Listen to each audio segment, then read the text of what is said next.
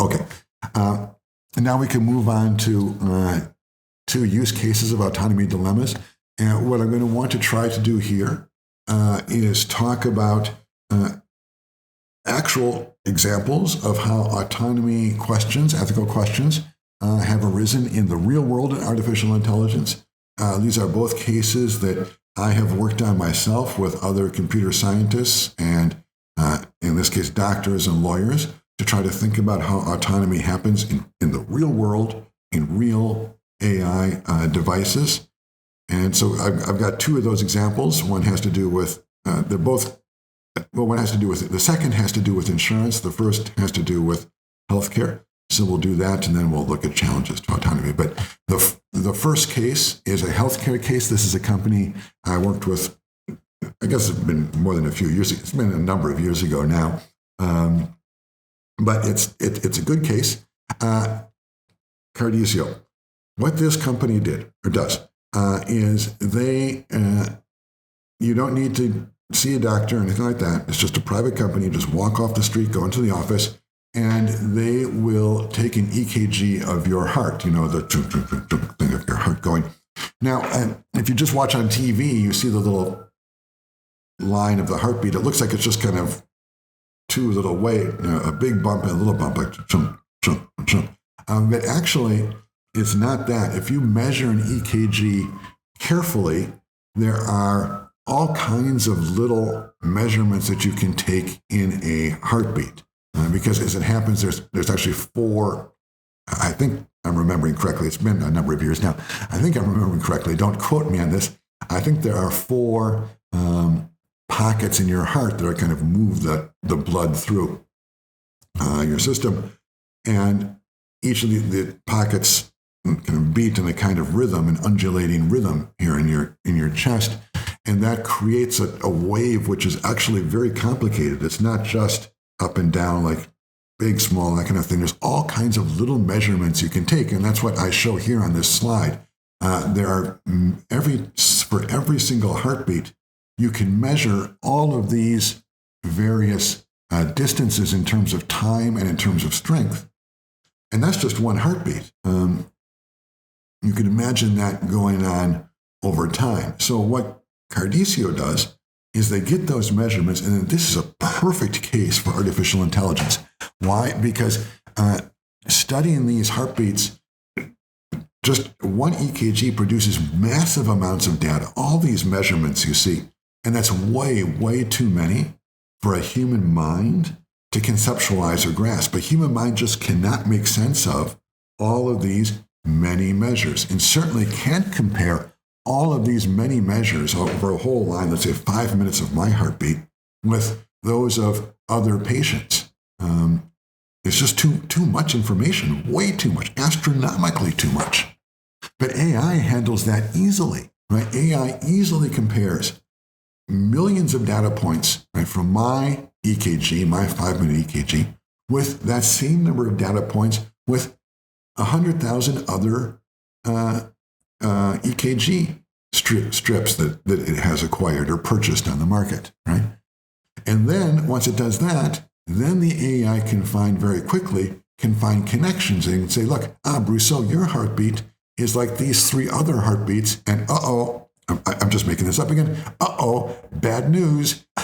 These 3 other people all died of a heart attack within 2 months of having that kind of EKG. Or, let's be more optimistic, your heartbeat corresponds very well with these other 5 people, and good news, these other 5 people lived to be in their above hundreds before they had any heart problems. So great, good for you, right? Bad news, good news, who knows? But the point is that the Cardizio could produce this information much, much better. I mean, infinitely better than a human doctor. Human doctors can't even begin to compare with the kind of analytical power that artificial intelligence has in this little area, that is, of studying the EKG. Of course, human doctors can synthesize information much better between kind of your heart plus how you report you feel plus other kinds of things. So no one is saying that AI is replacing human doctors, but in this small area, yes, definitely. AI does it much better than any human, much, much better.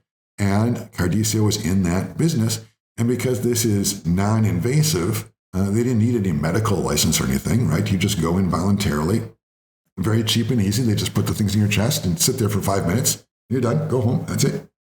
And they run the software. They compare you. And this is what Cardiccio did. They said, look, we compare your heartbeat with that of hundreds of thousands of others and all the little measures and things. And initially they produced two measures, green and red. Green was great, all good, don't worry. Red is, uh-oh, you've got a problem. Now, that sounds like, in the abstract, that sounds like it makes sense, right? That's kind of what you want. You either want the green or the red. The problem is, where do you put that threshold? Where do you put the red threshold? If the Cardiccio EKG analysis shows that you have a 99% probability of dying within the next 2 hours, yes, that should probably be red, right? I mean, you want that information right now to go straight to the hospital. But if the Cardiccio thing shows that you have a 9% chance of dying within the next 9 years, and let's say you're my age, well, that's kind of, I mean, it's 1% a year, right? That probably kind of fits about with what you would think. I mean, it's really unlikely that someone my age is just going to have a heart attack, but the truth is it could happen, right? People at any age, really, when you get out of bed, young people die of all kinds of crazy things. Not frequently, but it does happen. So if you come up with, Cardiccio says, look, your heart is not perfect, right? It doesn't correspond with those people who live to 100 and never had any heart stuff. It corresponds instead with these people who have this very slight risk. Well, should that be red or should that be green? This is the difficulty. Where do you draw the line? And we're asking this within the context of autonomy. Why? Because this is a big autonomy inhibitor. I mean, if I go to Cardiccio and Cardiccio says, look, Brusseau, your heart isn't bad. You could die at any moment. I'm going to make all kinds of changes. First, I'm going to stop eating cookies. I love cookies. I'm going to stop drinking beer and wine and all that kind of stuff. My life is going to be a lot less fun. Right? It's not just less fun, but I'm going to diminish my own autonomy, or am I? We'll have to talk about this now. And it seems like maybe I'm going to diminish my own autonomy because I'm not going to let myself make determinations any longer about having beer. And should I have another beer or not? Right? Should I have another cookie or not? Because I'm worried that I'm deathly afraid that I'm going to die at any moment. So if you have this red prognosis from Cardiccio, right? I mean, you probably will limit your life. You will maybe I won't travel because I don't want to be away from the hospital. Maybe I will move my apartment, move and live next door to the hospital. Who knows? It's difficult to be certain. But all these things certainly limit in the last examples, they certainly limit my autonomy, my ability to choose for myself. Just do I want to travel or not? If I can't travel because I'm afraid to be away from the hospital because Cardiccio has told me that I have this heart problem, well, that's taking away from my freedom to do what I want with my life. So this question about where you put the threshold is an autonomy question, right? Is it red only if you're going to die within a week? Or is it red if you might die within the next 10 years? Where do you put the red? Where do you put the green? And then one solution is you say, well, wait a minute, maybe we should introduce a new color like yellow, right? You say, look, red is for people who are really actually might die within the next couple of years. Would have let's say a 50% probability of dying within the next 5 years. That's pretty serious. Maybe green is people who have only a 1% chance of dying within the next 5 years. and then yellow would be somewhere in between, or adjust it where you want. But the question is, and here's what I'm getting to, where do you put those thresholds to maximize user autonomy?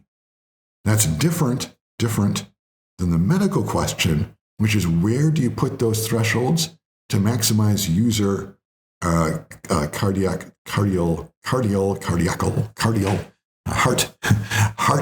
health.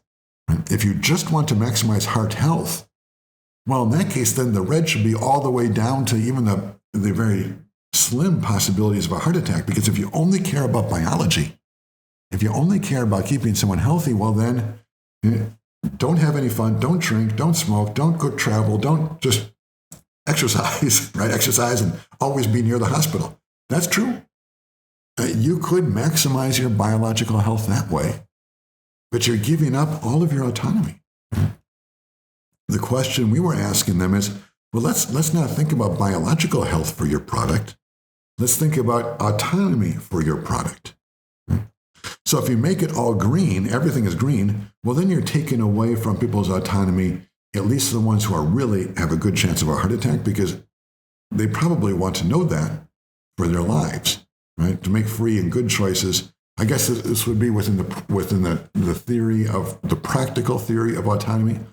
Within this area where we talk about freedom, our self-determination also requires information, like understanding the truth about the world. I think we're kind of in that zone here.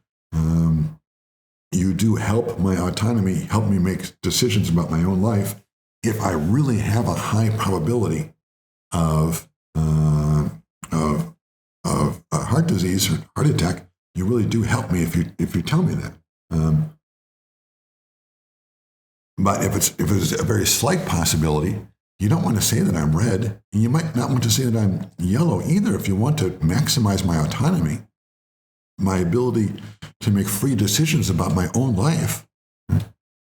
But if you don't want to make everything red, you want to make a lot of it green or a lot of it yellow, well, where do you draw the line? Is it a 10% chance of heart attack in the next 10 years? 20%? 30%? What's the number? That's a really hard decision. How can, and this is what we talked with them about. We said, look, because initially they were just thinking biologically. They just said, look, let's just make it red if there's any biological problem and green if there isn't. That meant almost everyone was getting red. So their lives were being wrecked by this, this test. The test was supposed to help them. It was supposed to help them live a better life. But it was making them live a worse life because everyone came out worried out of their minds about their heart rate or their heart health. So that's the first question I wanted to ask about Cardiccio, and I want to say that this is a question shows how AI ethics intersects with the real user experience in the real world and with profit. I mean, Cardiccio's product was terrible because everyone was just worried out of their minds about having a heart attack. To make it a good product, to make it helpful to users, they had to take into consideration questions about user autonomy. They had to ask, well, how can we diagnose your health biologically perfectly? Instead, how can we maximize your autonomy in life with this health data? That's a really different project. Right? And getting that project right is extraordinarily difficult. But that requires, amongst other things, it requires trying to figure out where to put these thresholds. At what point do we go from red down to yellow? So you go to the doctor right now and change your lifestyle and your habits and everything, down to be aware, maybe come back next year, do the test again, down to all good, get out of here, go live your life, don't come back, right? Or at least don't come back for 10 years. Where are those steps and how can you arrange those steps again? Not to maximize biological health, but to maximize how the ability users have to make free determinations about their own existence. And then just some particular details there. there are all kinds of sub-questions here. Like what we were saying up to now, well, if someone comes out in really bad shape, you should tell them immediately. But then on the other hand, you have to remember that once you get that kind of news, human minds are not like computers. You can't delete information. You cannot unknow, just like you cannot unsee. We've all seen videos that we cannot unsee. Some are flashing in my mind right now. Right, that's a terrible thing. I can't erase it. We've all had that experience, right? Well, the same thing with information about your health. You can't unknow that information. So there's also, we were saying up to now that if it's red and really bad, you should tell the user that, but maybe not. I mean, maybe if it's really, really bad, maybe if Cardicio knows you're going to die within 24 hours, maybe it's better to not tell them. Maybe it's better to just not say anything and just let the user live their last 24 hours living instead of being afraid of life. I don't know. That's a hard question, though. Are there ever times when Cardicio, the company, should not tell the user what's going to happen to them? And if they decide that, how could they justify that? Can they justify that in terms of user autonomy? They can say, look, it's true for biological health, we should tell them, but for their life, in order to live freely and make their own determinations, we should just not tell them. Because if we do, they're just going to collapse in worry. Their last 24 hours are going to be a waste. We should just not tell them. And do they have the right? This is something we'll talk about later in the area of human dignity, but we'll just quickly say, I mean, there's also the question, well, I mean, do they have the right to not tell them? Or do they have the right to tell them? Well, there's a lot going on, you can see. But just sticking with the idea of pure autonomy, what we're trying to do, remember, is maximize autonomy. And the question here is, first, where do we put those thresholds? At what point do we say, look, your situation is one, don't worry about it so much, go live your life, but come back next year. And your situation is, go live your life, don't come back for a decade. And your situation is, you've got to worry. Where do you draw those lines? And then, again, there's these special cases. If it's really bad, what do you do? And the decisions you make, if you make decisions in terms of user autonomy, are completely different than the decisions you will make if you make the decision in terms of biological health. And that's a mistake the company made. They started out thinking, we're a biological health company, which they are. And so we'll make our decisions in those terms, which they did. But that was a terrible way to make decisions. It was terrible for the profit of the company because people hated the service. Everyone came out feeling bad. And it was terrible for the life of the users, for their autonomy. So it's a good example, this is a good example of how AI ethics is necessary. If you don't have ethics in your applications, you will fail just like they did. Well, they didn't because they came to us. Okay, so that's one good case. Another good case. This one I did not work on myself. This is a general case, but it asks some good questions, and it's becoming increasingly important because of this idea of dynamic insurance. Dynamic insurance is happening everywhere now. Dynamic insurance is this idea that the companies, the insurance companies, say, if you have car insurance, they're gathering vast amounts of information now about how you drive, how well you drive, and so on. And I've already seen, I can't remember which company it was, but I was just seeing just the other day, there was an ad for car insurance where they said, look, we're going to put a kind of a reader in your car that determines how fast you're accelerating and how fast you're braking and that kind of stuff, how fast you're going, that kind of stuff. And then we will gauge your car insurance rate in accordance with that data. So, I mean, obviously, if someone's constantly driving 75 miles an hour in 55 mile an hour zones, that's not good. It probably indicates a likelihood of having a car accident. And so your insurance premium will go up. Whereas by contrast, if you only drive once a week, and you never leave the city streets, so you're never going faster than 25 miles an hour, well, then your chances of having an accident, at least a accident which is very expensive, which totals the car, your chances of having an accident that ruins the car are pretty slim. So in that case, it seems like your insurance premium would go down. And so initially, at least, this makes a lot of sense. And then there's a question about autonomy.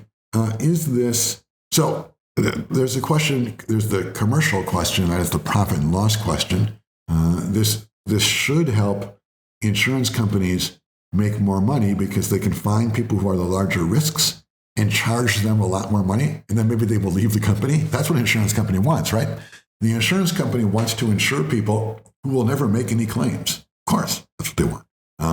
So if you're offering car insurance, then you want to only insure, right, the so-called, the 80-year-old grandma who only drives to church once a week. That's your preferred client because that person is never going to have an accident. And so you want to get rid of the 22-year-old who's driving 75 in the 35 mile an hour zone. You don't want that for your client. And it's hard to cherry pick. It has been hard to cherry pick up to now, but with the new technology, it's becoming much easier for the insurance company to cherry pick in that way. So that's what's going on. That's what dynamic insurance is. And then you can imagine it's starting with cars because that's where you can get a lot of data, good data, really quickly. But it easily moves on to things like health insurance too. Like if you're wearing I'm not, but so I don't know why I'm showing you, but imagine you were wearing a smartwatch. If the insurance company sees, oh, look, I'm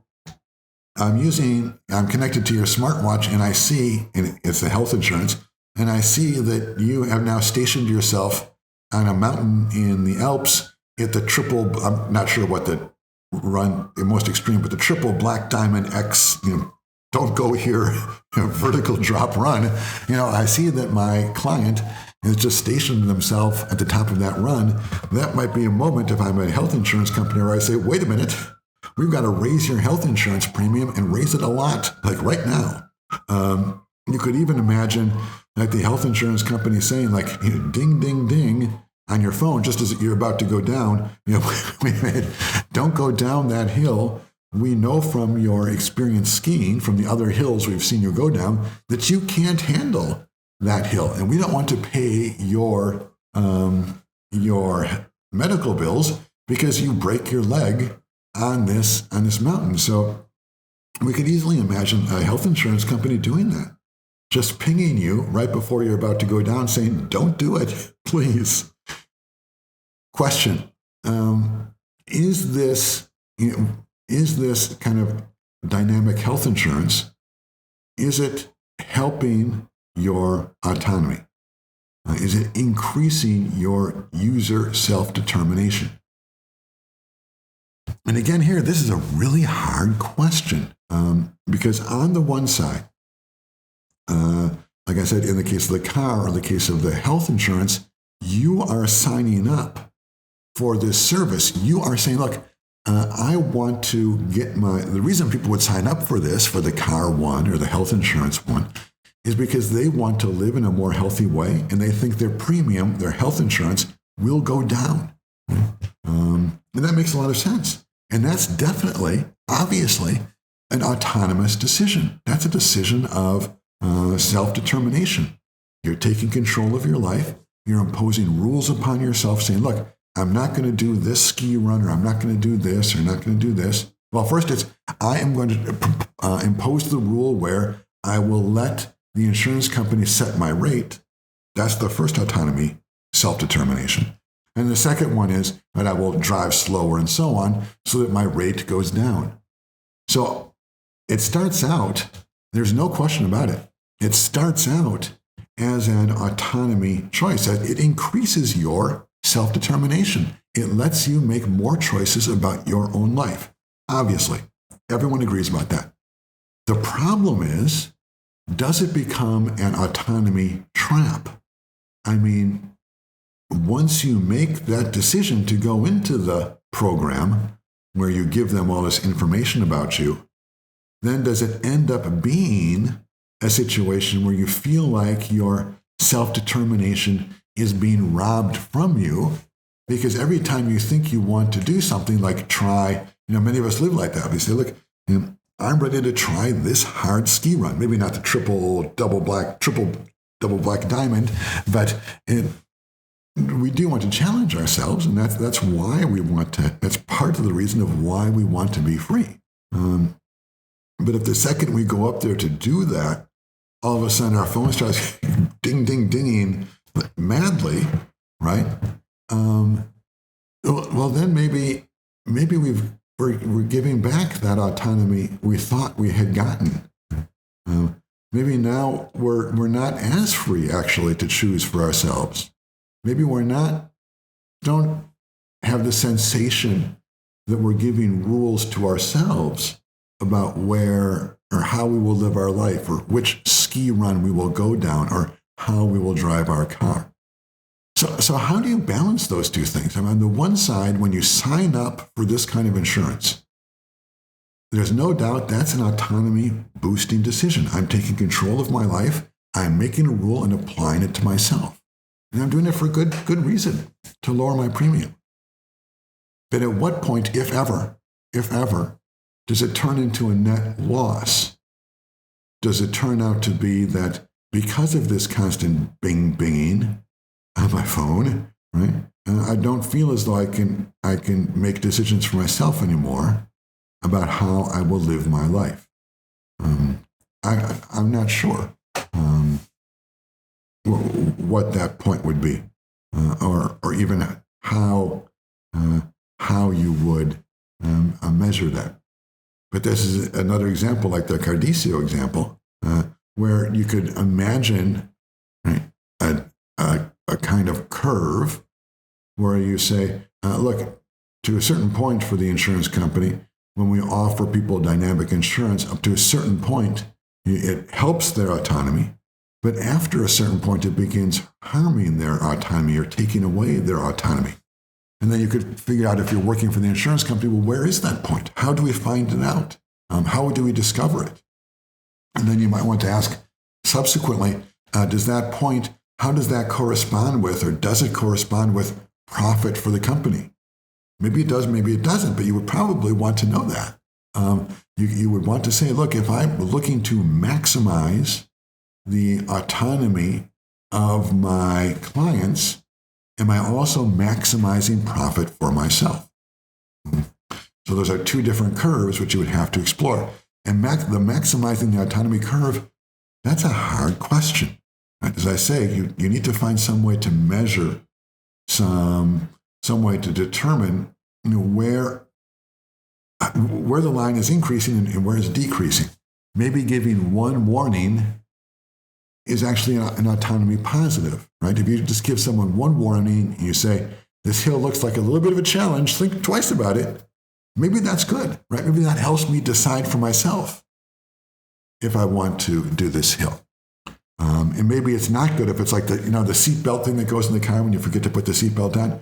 Say ding, ding, ding, ding. You have to shut up, it just won't stop. Maybe at that point, it's taken away from your autonomy. And then how do you find the intermediate point? Something like that is a hard project, but it's a terrifically important project. The insurance company wants to know.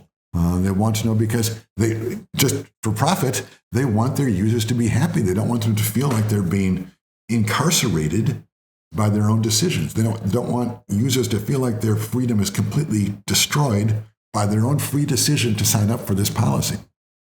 So both ethically, autonomy matters. But if you want to help people live better lives, you want to help the insurance company help people be free. But even if you don't want that, even if you don't care about social well-being and that stuff, even if you only care about making money, you still want to know. Because if you don't, people will leave your insurance, right? I mean, no one is going to support or bear signing up for a kind of dynamic insurance if they're getting warnings and ding, ding, dinging constantly about everything all the time. It will drive them insane. They'll stop. They'll cancel the policy, of course.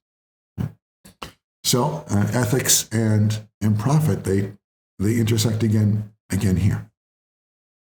And then we have the theoretical question: how can I freely limit my own freedom? That's a fun question. Or can I freely limit my own freedom? That's a fun question just to think about, right? If I sign, it's an odd situation that I'm using freedom to limit my own freedom because I'm signing up for this policy. Like I say, it's clear that initially it's a freedom positive decision because you're applying rules to yourself. Right? You're deciding for yourself, self-determination to sign up. But at some point it might flip. All right, so why don't you take a few minutes to think about that question? I mean, is it possible for freedom to destroy freedom? Maybe not. I mean, maybe I'm formulating that wrong, incorrectly. Maybe if the initial freedom is a free choice, then you can't ever undo your own freedom, no matter what happens later on. I'm not sure.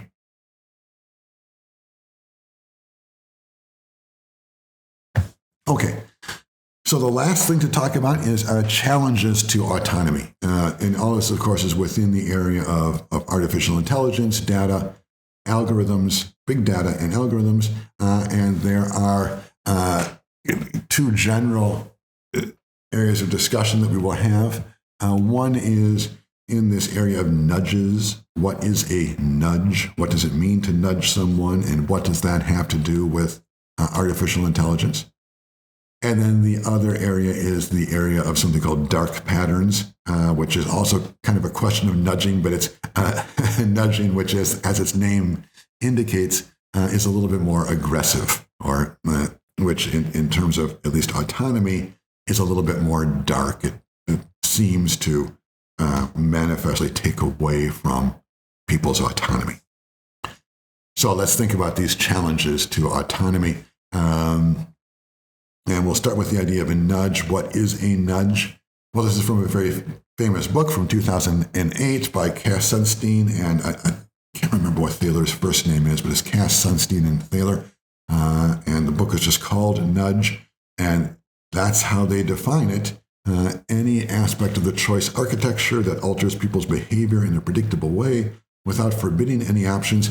That's really key. A nudge, for it to be a nudge, nothing can be explicitly forbidden, right? It can't be. I mean, nudge is not saying, the policeman saying, you have to go left, you cannot go right. That is not a nudge, right? A nudge has to leave open the ability for you to turn your car left or turn your car right. Or as this example illustrates, and presumably for it to be a nudge, there needs to be an escalator or an elevator that is working right next to this, right? I mean, if you just say, I'm going to turn off the elevator and make people take the stairs because they will burn calories, that's not a nudge. The nudge is you have the escalator and you have the stairs and you try to alter people's choice architecture. You try to get them to take the stairs because it's good for them by giving them these little signs saying, look, you can burn some calories. You can do some weight loss right here, right now. Just take the stairs instead of the elevator. That's a nudge. Right? So a nudge means that you're altering people's choices, but without forbidding things, right? It's altering without forbidding things. And they also make the point that it's without changing their economic incentives, right? I mean, it's also true you can always nudge people. You can always get someone to take the stairs by giving them $1 at the top if they get to the top on the stairs, or $10 or some amount. Depends on how long the stairs are. But in that case, too, that's not a nudge. That's just a profit. It's a reward. That's a reward system. A nudge is the way that is the idea that you will change someone's behavior without prohibitions and without explicit rewards like money. Obviously, there is a reward here, too. It's the idea that you will lose some weight, but it's not like we're buying you off, right? You're doing it, you're making your own choice, You're saying, look, it's a little bit maybe it is at least a little bit discomforting to have to walk up the stairs, but it's worth it to burn these calories. And I make that decision myself. It's a free choice. It's an expression of my autonomy. But what the nudge does is it helps me, in a certain sense, visualize the choice. And it helps me visualize it in a way that appeals to my particular, many people have the desire to lose a little bit of weight, appeals to my particular desire to lose a little bit of weight. Now, this is a simple nudge here on these stairs, but what artificial intelligence does in big data is it supercharges potentially the ability to nudge people by appealing to our specific and unique psychological profiles, by appealing to, let's just say something like this. Maybe if I am trying to lose weight, then this sign on the stairs is going to be very effective. But if I'm not trying to lose weight, and maybe maybe I'm actually, the doctors told me I've gone too far, I'm too thin, I should rest for a while and get some weight back, then maybe this same set of arrows and words is going to discourage me from taking the stairs. But what artificial intelligence and big data does, and then screens, which allow things to be changed, right? It would allow that signage to be changed to fit my specific situation. So perhaps I'm not on a diet, and I don't care about diets, but I do care a lot about feeling healthy. Right? It might change the message to feel 1 unit energized, feel 2 units energized, be completely energized. And maybe that appeals to someone like me. Maybe, as I say, I'm thin and I don't really need to worry about a diet. So the nudge of calories does nothing for me. But energy and energizing, that does, because I'm interested in feeling vivid and alive.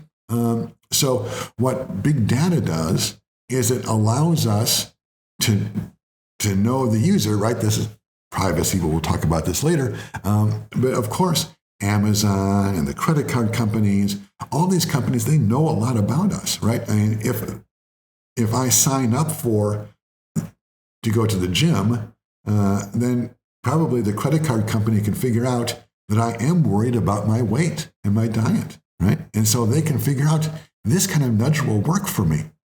But if I've never signed up to go to the gym, and I never do any weight loss, they look at my grocery bill, there's no weight loss stuff on there, I'm eating cookies all the time and stuff, then they know that this kind of nudging will not work for me, but they might know something else that does work for me.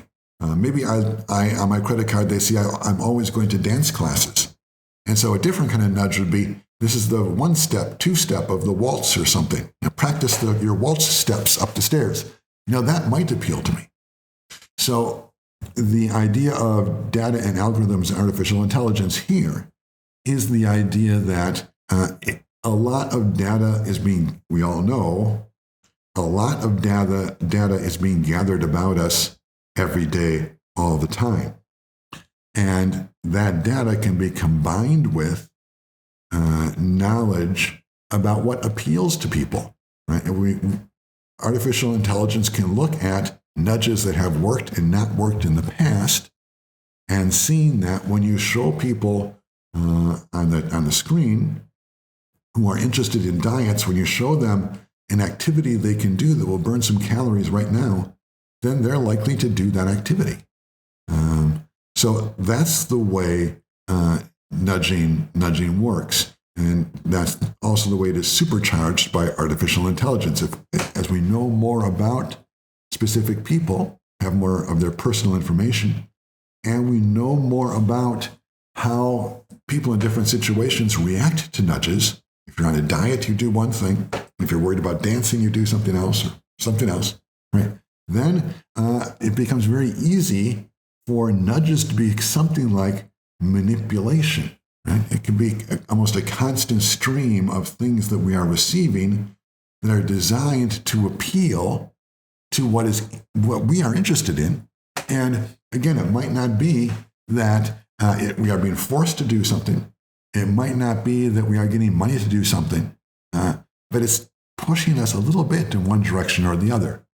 And again, the possibility of nudging increases radically as personal information about users, people like me and you, is accumulated by companies, and as artificial intelligence allows that information to be used and targeted more specifically with greater efficacy, the worries about nudges increase. Okay, so that's what a nudge is. I think that the question about whether or not this interferes with your autonomy, is really clear. It's just there. On one hand, we are free. If I see this in the stairs and I go up the stairs, it's true that I'm freely making that decision, and I think it is a good case of autonomy. I see the opportunity to lose calories. I impose that rule upon myself. I'm going to take the stairs to lose these calories, and I do it. Sounds like autonomy. But certainly there's a point where that can transfer into manipulation.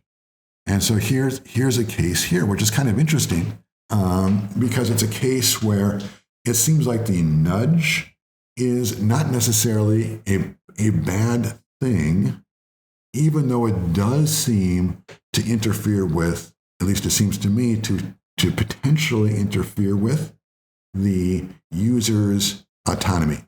And so the example, this is from an article by Bornstein and Arkin from some time ago, 2017. They say, look, robots, and when they say robots, they mean something like a chatbot, right? The Amazon Alexa or something like that, could include verbal prompts to donate money to a cause like the American Heart Association.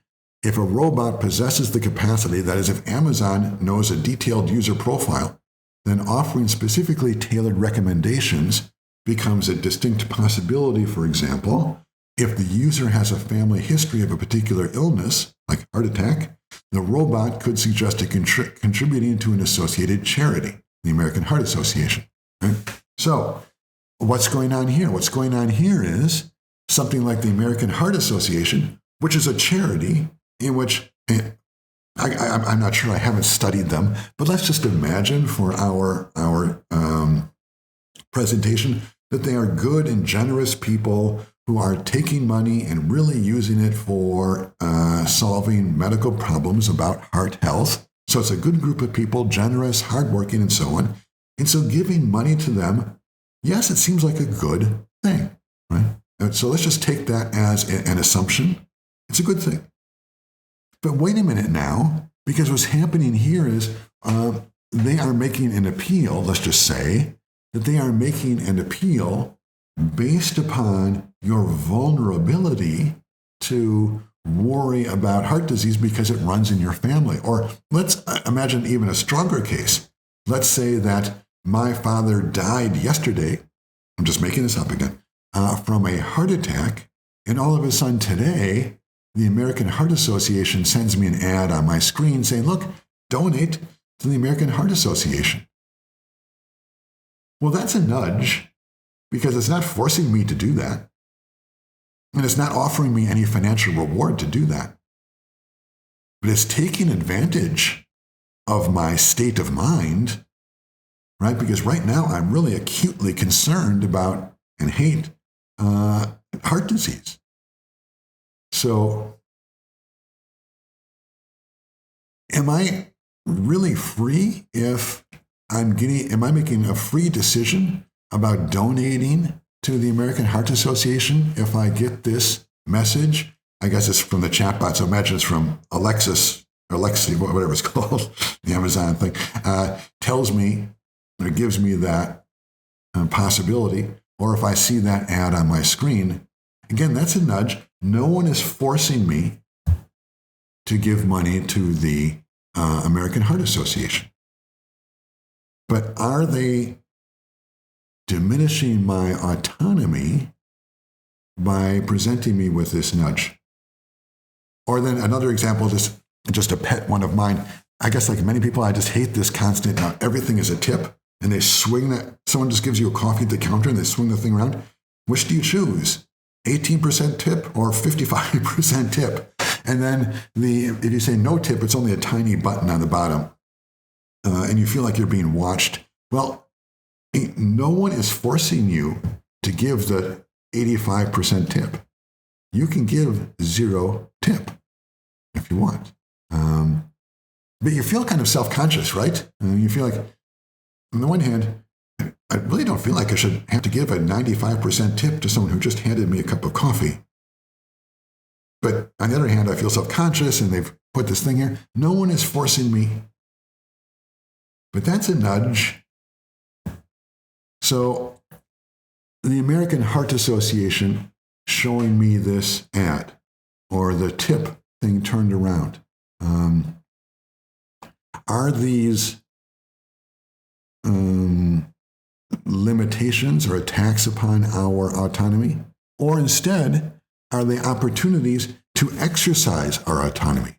Are they moments where we can say, look, I'm going to put down my own rule for myself and I'm going to make a decision? Maybe you could say take it the other way and say, look, far from being, in the case of the American Heart Association, far from being an exploitation and a diminishment of your autonomy, maybe you could say it's an opportunity to exercise your autonomy. So it's positive in that way.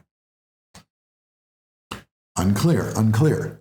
One thing that is clear, however, and that is certain, is that the accumulation of personal data about users combined with the artificial intelligence understanding of how users in the past have reacted to situations which are like the one you find yourself in now, those things together, those powers are increasing.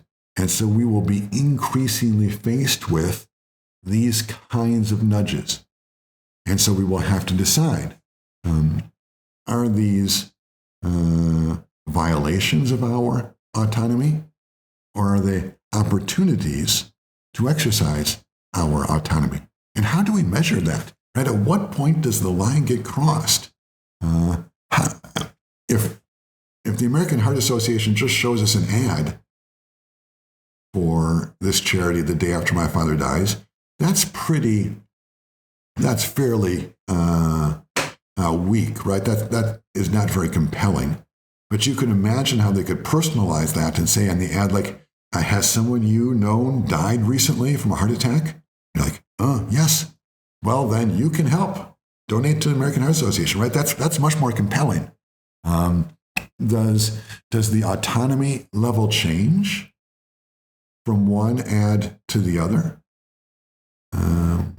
Or is your autonomy being diminished? That's the kind of question which would be addressed here in the case of a nudge. And then if you came to the conclusion that your autonomy was being diminished, you might also have another ethical question, which is, well, is it okay for the American Heart Association to do that because it's a good charity? But it's not okay for the Starbucks people to do that because they're just a for-profit company grubbing for money? Are those two situations different? Or instead, are they really just the same? Is it just two different ways that your autonomy is either being diminished or giving you the opportunity to be expressed? Unclear. But this is the kind of thing or the kind of issue that people are wrestling with today in the area of what are called nudges. And that is control or influencing individuals without prohibitions and without direct monetary rewards. Now, the area of nudges is, as I say, that's an area of debate, right? That's an area where people are saying, look, you can take one side or you can take the other. Maybe it's helping your autonomy, maybe it's not. Let's think more about this. But you can push it a little further toward nudges that are pretty clearly trying to take away your autonomy. And when you get there, you get to something called dark patterns. And it's, the example here is user interface design choices that benefit an online service by coercing, steering, or deceiving users. Yeah, I guess that seems a little extreme to me. It's not quite that extreme. That's wrong. It's not quite that extreme, a dark pattern. But dark patterns are, I think my definition is better, they're misleading links, boxes, pre-checked forms for spam. They're things that don't prohibit anything. They're not coercive. They're not forcing you to do anything, but they're definitely steering you in one direction. And so here's one, and you see this all the time. You can buy a pair of shoes. This is a real example. You can buy a pair of shoes, and insurance for shoes, come on. You don't need insurance for shoes. But they want you to waste your money on the insurance. And so they make it this color. And it almost becomes automatic, right? When you're doing these things, you're just flying through the page, and there's always some stuff you have to check and you have to click. And it's just so easy to just add to basket with insurance, right? But something like that clearly, it's not coercing, but it is steering you to make a decision without thinking. That's what they want. It's obvious. They want you to add the insurance to your basket and pay for it without first, right? That's why it's like that. And it's very slight, right? They just put that color there so it kind of draws the attention of the cursor, and you're frustrated. It takes so long and you have stuff to do. You just hit it and go. That's a nudge. Again, nothing is being forbidden. You're perfectly free to add to the basket without insurance, perfectly free to do it, of course. So it's just a nudge. It's not a prohibition. But it sure seems like the goal is entirely to take away your ability to make the right decision for you. It sure seems like it. And when it's like that, when the goal clearly is to take away your ability to make your own decision, that's a dark pattern. That's where a nudge crosses into being a dark pattern. And of course, sneakers, insurance, who cares? But that technology, that ability, will become more serious and be applied to more serious questions as time goes on. And then the final, I think even more extreme case of dark patterns is when you use artificial intelligence and specifically sort of biological information to, again, you're not forcing anyone to do anything, but you're really trying to take away, really trying to stop them from making a free decision and just steering them in a certain direction. And Facebook does this very well through the careful administration of dopamine, which is the brain, the chemical in your brain, which, if I understand correctly, I think this is right, is related to or is even the same as the drug that is released when you get some addictive drugs like heroin or opiates or cocaine, in that kind of area.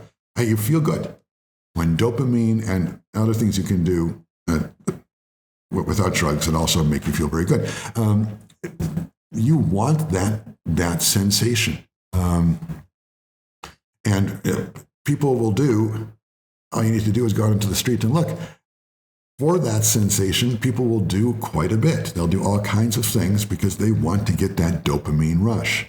Now, what Facebook learned how to do with their little like button is they learned that when your post on Facebook got a like, it released just a little bit. It's just a little bit of dopamine. It's not like euphoric joy, at least not usually, when someone gives you a like. But Facebook learned that, yes, that's the way our brains react. And you do get a biological drug released when you get that like.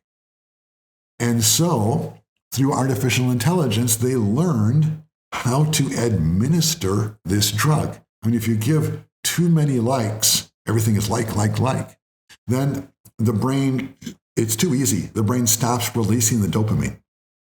But if you almost never give the like, then you kind of forget, your brain forgets that I will get the dopamine if I do something. You have to administer it perfectly.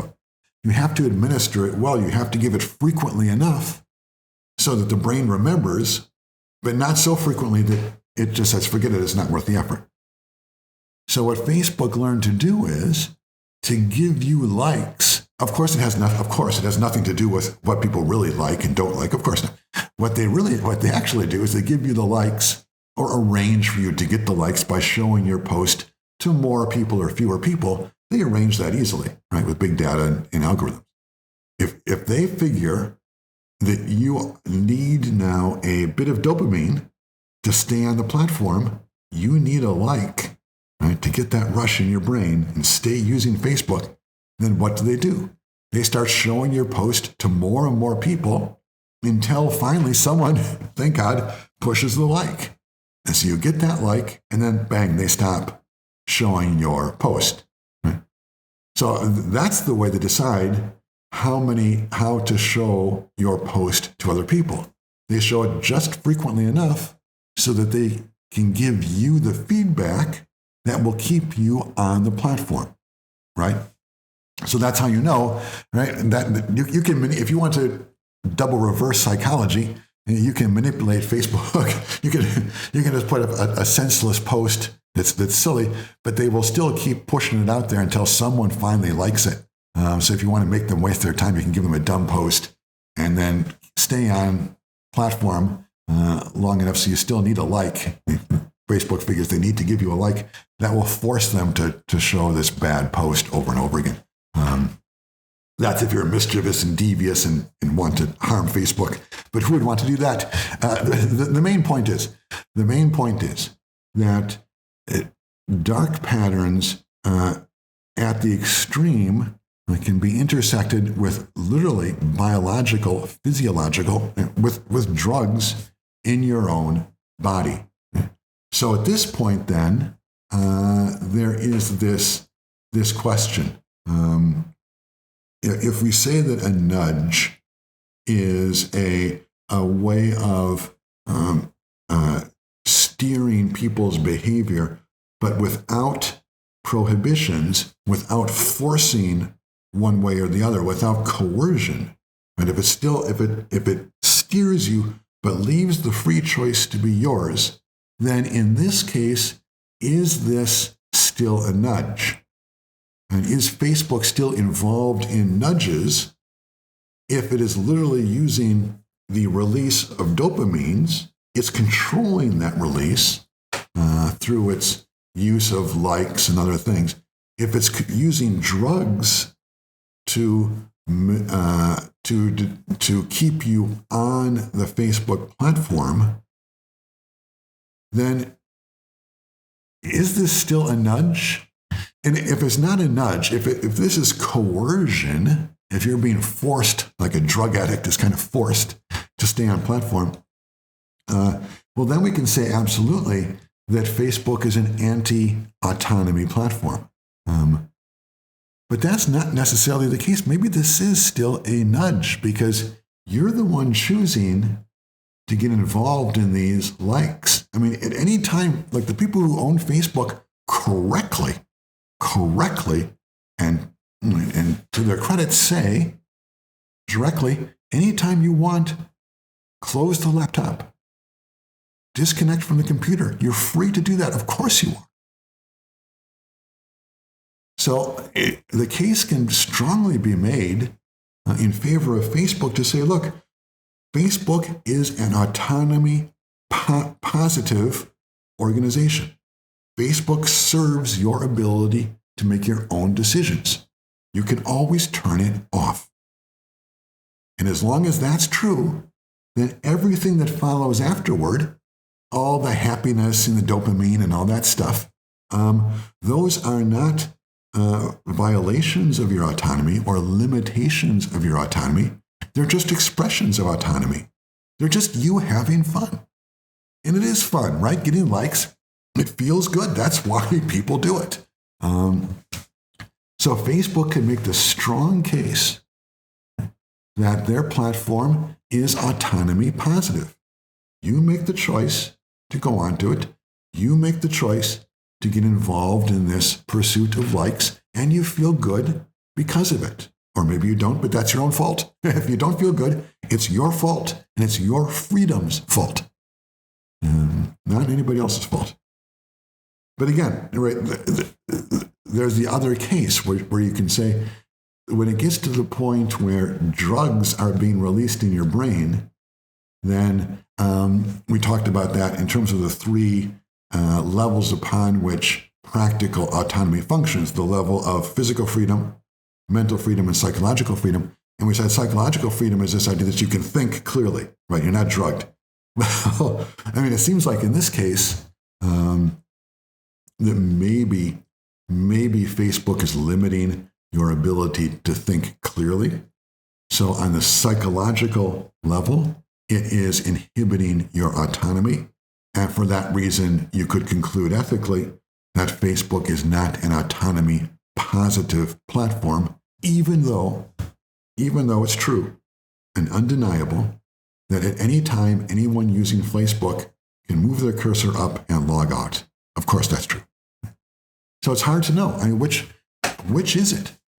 Even at the extreme case where you have biology involved, is Facebook a nudge or is it a dark pattern? Right? We wanted to say the dark pattern. A dark pattern is a kind of case where they're clearly just trying to trick you. That's it, right? And so that's an anti-autonomy. But Facebook, you can unblock, you can log out anytime you want. Is it a nudge, or again, is it a dark pattern? Is it more manipulative and a true diminishment of your autonomy? That's the question. I'm not sure what the answer is, but why don't we take the last 5-minute break we're going to have, and on this subject of autonomy, and you can think about that yourself a little bit. It doesn't have to be Facebook. All the big social media platforms, in one way or another, do things like that. In one way or another, they're feeding you likes or thumbs up or whatever it is, or hearts or what have you. They're feeding you those things to keep you on platform. And the question is this a kind of enhancement of self-determination? Is it an opportunity for you to use your own ability to make your own decisions? Yes? Or is it, after being initially an opportunity to make your own decisions, does it convert into a dark pattern and become a loss of autonomy, kind of autonomy trap, where you can't get out of, off the platform? Hard decision.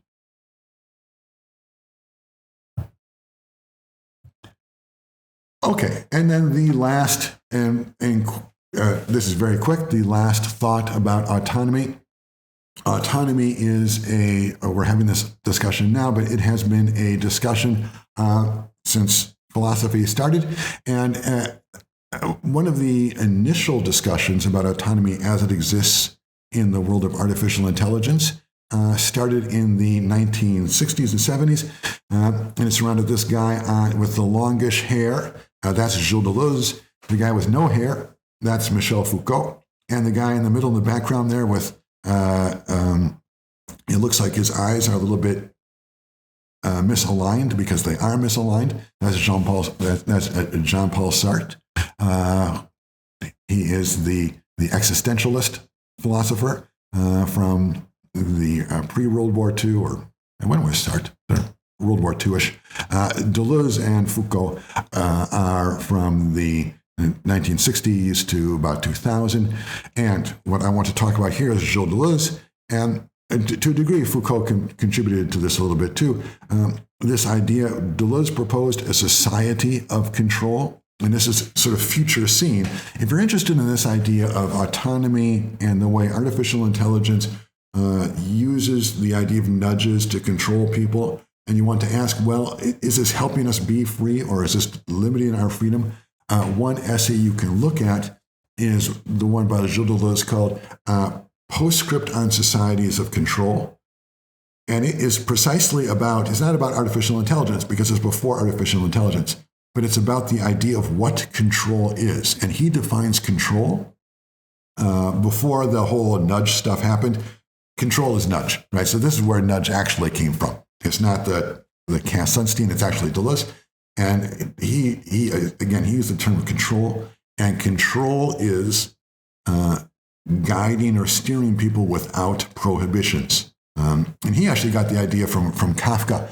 Kafka's book, the Trial, in which Kafka is, he's never denied anything, but no verdict ever appears for his case, and he doesn't even know exactly where the case is and which room he has to go to. He's constantly wandering around, basically being driven crazy, but without ever being told that he can or can't do anything. It's a bizarre story. That's Kafka's The Trial. That's taken us way, way off where we're going, but the Deleuze, no. So again, it's the Postscript on Societies of Control. It's a very short essay.